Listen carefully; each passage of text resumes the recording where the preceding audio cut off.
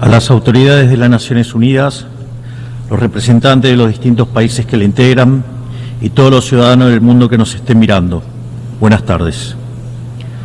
Para aquellos que no lo saben, yo no soy político, soy un economista liberal libertario, que jamás tuvo la ambición de hacer política y que fue honrado con el cargo de presidente de la República Argentina frente al fracaso estrepitoso de más de un siglo de políticas colectivistas que destruyeron nuestro país.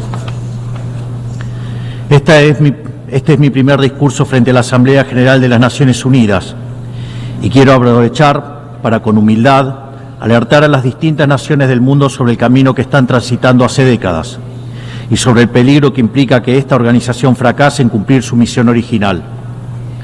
No vengo aquí a decirle al mundo lo que tiene que hacer. Vengo aquí a decirle al mundo, por un lado, lo que va a ocurrir si las Naciones Unidas continúan promoviendo las políticas colectivistas que vienen promoviendo bajo el mandato de la Agenda 2030, y por el otro, cuáles son los valores que la nueva Argentina defiende. Quiero, sí, comenzar dando crédito cuando el crédito corresponde. La Organización de Naciones Unidas nace del horror de la guerra más cruenta de la historia global, con el objetivo principal de que nunca volviera a ocurrir. Para ello, la organización grabó en piedra sus principios fundamentales en la Declaración Universal de Derechos Humanos. Ahí se consignó un acuerdo básico en torno a una máxima, que todos los seres humanos nacen libres e iguales en dignidad y derechos. Bajo la tutela de esta organización y la adopción de estas ideas, durante los últimos 70 años la humanidad vivió en periodo de paz global más largo de la historia, que coincidió también con el periodo de mayor crecimiento económico de la historia.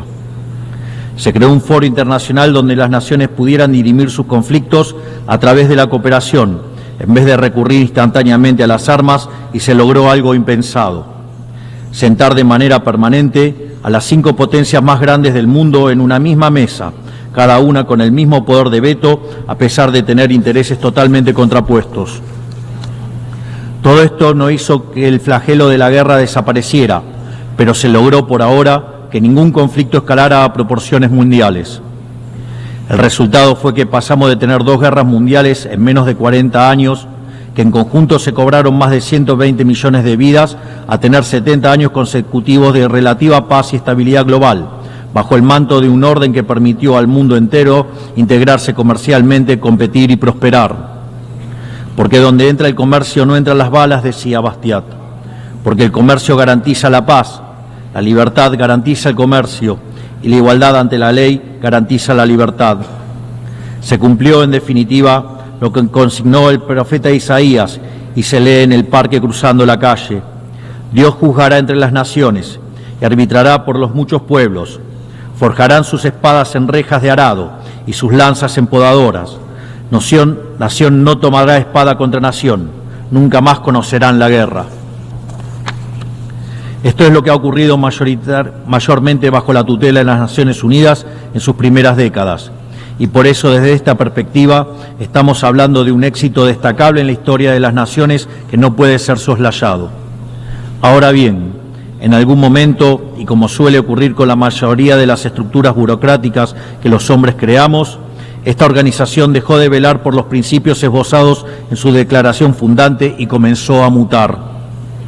Una organización que había sido pensada esencialmente como un escudo para proteger el reino de los hombres, se transformó en un leviatán de múltiples tentáculos que pretende decidir no solo qué debe hacer cada Estado-nación, sino también cómo deben vivir todos los ciudadanos del mundo. Así es como pasamos de una organización que perseguía la paz a una organización que le impone una agenda ideológica a sus miembros sobre un sinfín de temas que hacen a la vida del hombre en sociedad. El modelo de Naciones Unidas, que había sido exitoso, cuyo origen podemos rastrear en las ideas del presidente Wilson, que hablaba de la sociedad de paz sin victoria y que se fundaba en la cooperación de los Estados-nación, ha sido abandonado. Ha sido reemplazado por un modelo de gobierno supranacional de burócratas internacionales que pretenden imponerle a los ciudadanos del mundo un modo de vida determinado. Lo que se está discutiendo esta semana aquí en Nueva York, en la Cumbre del Futuro, no es otra cosa que la profundización de ese rumbo trágico que esta institución ha adoptado. La profundización de un modelo que, en palabras del propio secretario de las Naciones Unidas, exige definir un nuevo contrato social a escala global, redoblando los compromisos de la Agenda 2030. Quiero ser claro en la posición de la Agenda Argentina. La Agenda 2030, aunque bien intencionada en sus metas, no es otra cosa que un programa de gobierno supranacional de corte socialista, que pretende resolver los problemas de la modernidad con soluciones que atentan contra la soberanía de los Estados-nación y violentan el derecho a la vida, a la libertad y a la propiedad de las personas. Es una agenda que pretende solucionar la pobreza, la desigualdad y la discriminación con legislación que lo único que hace es profundizarla. Porque la historia del mundo demuestra que la única manera de garantizar la prosperidad es limitando el poder del monarca, garantizando la igualdad ante la ley y defendiendo el derecho a la vida, a la libertad y a la propiedad de los individuos. Ha sido precisamente la adopción de esa agenda que obedece a intereses privilegiados y el abandono de los principios esbozados en la Declaración Universal de Derechos Humanos de las Naciones Unidas lo que tergiversó el rol de esta institución y la puso en una senda equivocada. Así, hemos visto cómo una organización que nació para defender los derechos del hombre ha sido una de las principales propulsoras de la violación sistemática de la libertad, como por ejemplo con las cuarentenas a nivel global durante el año 2020 y que debería ser considerado un delito de lesa humanidad. En esta misma casa, que dice defender los derechos humanos, han permitido el ingreso al Consejo de Derechos Humanos a dictaduras sangrientas como la de Cuba y Venezuela sin el más mínimo reproche. En esta misma casa, que dice defender los derechos de las mujeres, permite el ingreso al Comité para la Eliminación de la Discriminación contra la Mujer a países que castigan a sus mujeres por mostrar la piel. En esta misma casa, sistemáticamente, se ha votado en contra del Estado de Israel, que es el único país de Medio Oriente que defiende la democracia liberal, mientras se ha demostrado en simultáneo una incapacidad total de responder al flagelo del terrorismo. En el plano económico, se han promovido políticas colectivistas que atentan contra el crecimiento económico, violentan los derechos de propiedad y entorpecen el proceso económico natural, llegando a impedirle a los países más postergados del mundo gozar libremente de sus propios recursos para salir adelante. Regulaciones y prohibiciones impulsadas precisamente por los países que se desarrollaron gracias a hacer lo mismo que hoy condenan.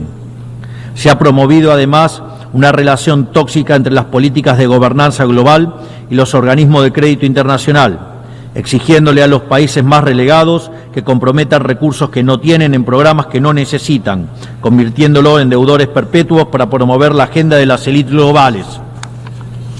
Tampoco ha ayudado el tutelaje del Foro Económico Mundial, donde se promueven políticas ridículas con anteojeras maltusianas, como las políticas de emisión cero, que dañan sobre todo a los países pobres, a las políticas vinculadas a los derechos sexuales y reproductivos, cuando la tasa de natalidad de los países occidentales se está desplomando, anunciando un futuro sombrío para todos.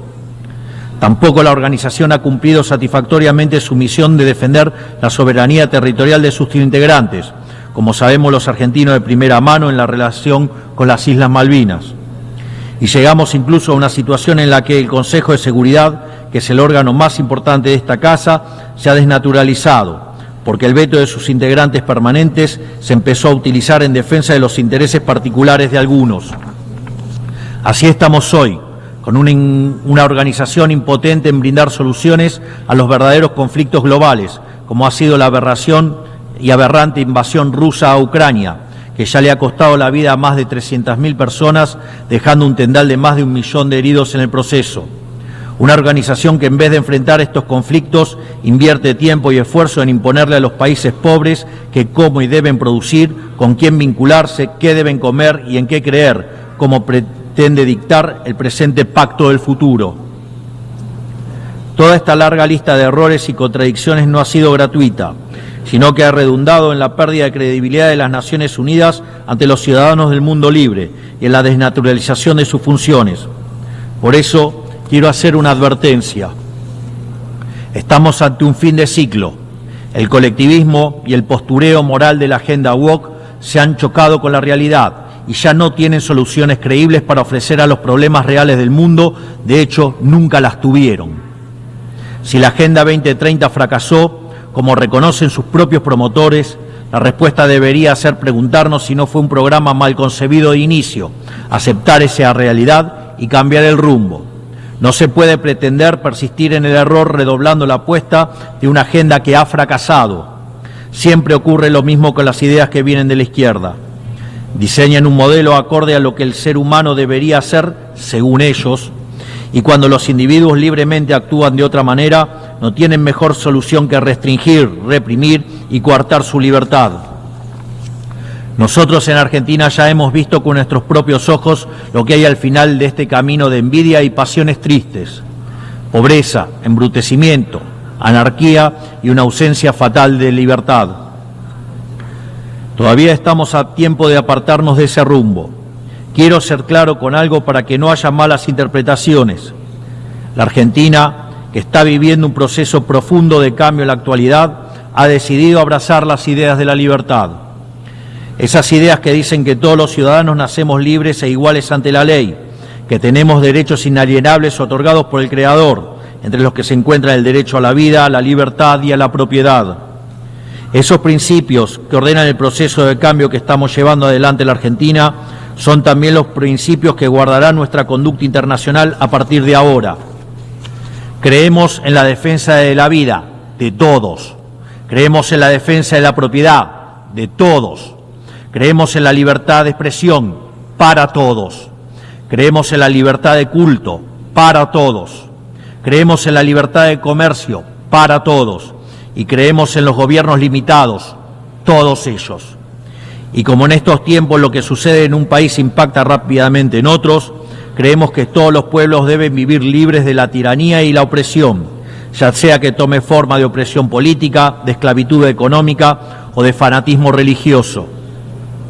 Esa idea fundamental no debe quedarse en meras palabras, tiene que ser apoyada en los hechos, diplomáticamente, económicamente y materialmente, a través de la fuerza conjunta de todos los países que defendemos la libertad. Esta doctrina de la nueva Argentina no es más ni menos que la verdadera esencia de la Organización de las Naciones Unidas, es decir, la cooperación de naciones unidas en defensa de la libertad. Si las Naciones Unidas deciden retomar los principios que le dieron vida y volver a adaptar el rol para la que fue concebida, cuente con el apoyo inclaudicable de la Argentina en la lucha por la libertad. Sepan también que la Argentina no acompañará ninguna política que implique la restricción de las libertades individuales, del comercio ni la violación de los derechos naturales de los individuos. No importa quién la promueva ni cuánto consenso tenga esa institución. Por esta razón, queremos expresar oficialmente nuestro disenso sobre el Pacto del Futuro firmado el día domingo e invitamos a todas las naciones del mundo libre a que nos acompañen, no solo en el disenso de este pacto, sino en la creación de una nueva agenda para esta noble institución, la agenda de la libertad. A partir de este día, sepan que la República Argentina va a abandonar la posición de neutralidad histórica que nos caracterizó y va a estar a la vanguardia de la lucha en defensa de la libertad. Porque, como decía Thomas Paine, aquellos que desean cosechar las bendiciones de la libertad deben como hombres soportar la fatiga de defenderla. Que Dios bendiga a los argentinos y a todos los ciudadanos del mundo y que las fuerzas del cielo nos acompañen. ¡Viva la libertad, carajo! Muchas gracias. On behalf of the Assembly, En nombre de la Asamblea doy las gracias al presidente de la República Argentina.